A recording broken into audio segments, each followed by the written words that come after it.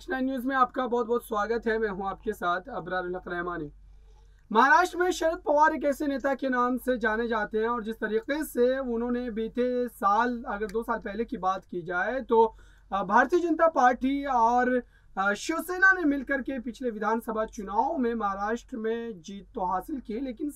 जीत हासिल करने के बाद जब सरकार के बनाने वाले फॉर्मूले को लेकर के दोनों के बीच तकरार हुई और अंदर खाने से एक तरीके से जो है गुटबाजी शुरू हो गई थी। उसके बाद दोनों पार्टियां जो है अपने अपने रास्ते को अलग कर लिया। उसके बाद शरद पवार ने विपक्ष में रहते हुए इस मौके को गनीमत समझा और फिर अपनी एक नई रणनीति बनाई और उसके बाद महाराष्ट्र में एक नए गठबंधन का जो है वो निर्माण हुआ। उस गठबंधन का नाम जो है वो दिया गया महाविकास आघाड़ी। उस गठबंधन के बाद जब सरकार बनाई गई और सरकार बनने के बाद कुछ सालों तक सरकार तो चली, लेकिन आखिरकार उसका अंत और अंजाम किस तरीके से हुआ ये सब आपकी नजरों के सामने है। लेकिन आज अभी जो मैं आपके सामने हाजिर हुआ जिस खबर को लेकर के, वो खबर ये है कि उद्धव ठाकरे को इस बात का एहसास हो गया है कि दरअसल शरद पवार के द्वारा उनका इस्तेमाल किया जा रहा था और लगातार महाराष्ट्र की राजनीति में अब तक शिवसेना का जो सबसे बड़ा नुकसान हुआ है वो बीते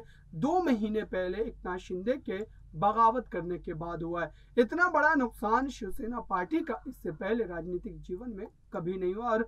कभी आने वाले समय में हो भी नहीं सकता, क्योंकि शरद पवार की अगर बात की जाए, यहाँ पर उनके रुख की, उनके पक्ष की बात की जाए तो शरद पवार जब ही इस सरकार का अंत हुआ और एकनाथ शिंदे ने सरकार को अलविदा कह करके भारतीय जनता पार्टी के खेमे में शामिल हो गए, उसके बाद से ही लगातार शरद पवार ने खामोशी इख्तियार कर ली। चाहे वो संजय राउत की गिरफ्तारी हो या शिवसेना पार्टी पर लगातार जो एक तरीके से गंभीर आरोप एकनाथ शिंदे के द्वारा लगाए गए, उनके बचाव में कभी भी शरद पवार के द्वारा किसी तरीके का बयान जारी नहीं किया गया। और इस बात को लेकर के अब उद्धव ठाकरे ने भी तमाम बातें साझा करनी शुरू कर दी है। देखने वाली बात ये होगी कि आने वाले समय में क्या उद्धव ठाकरे और शरद पवार का ये जो गठबंधन है महाविकास आघाड़ी, क्या वो महाराष्ट्र विधानसभा तक कायम रह पाता है, क्या टिक पाता है, क्या बीएमसी चुनाव में एनसीपी, कांग्रेस और शिवसेना मिलकर के हिस्सा लेते हैं, या फिर शिवसेना इस बात को समझ गई है कि दरअसल कांग्रेस और एनसीपी के साथ जा करके अपने जो वो कोर वोटर हैं, उनके जिन वोटरों के